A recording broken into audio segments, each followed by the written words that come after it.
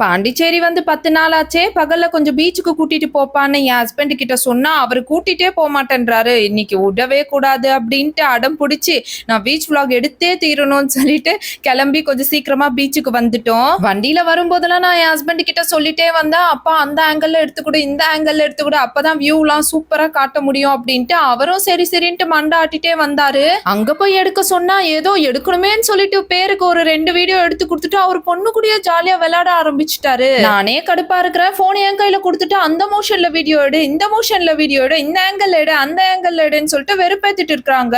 சரி போனா போட்டுன்ட்டு கொஞ்சம் வீடியோ எல்லாம் எடுத்து கொடுத்துட்டு நம்ம அப்புறமா எடுத்துக்கலாம் அப்படின்னு பார்த்தா என் பொண்ணு அவர் பக்கத்துலயே போக கூட விட மாட்டேங்கிறா.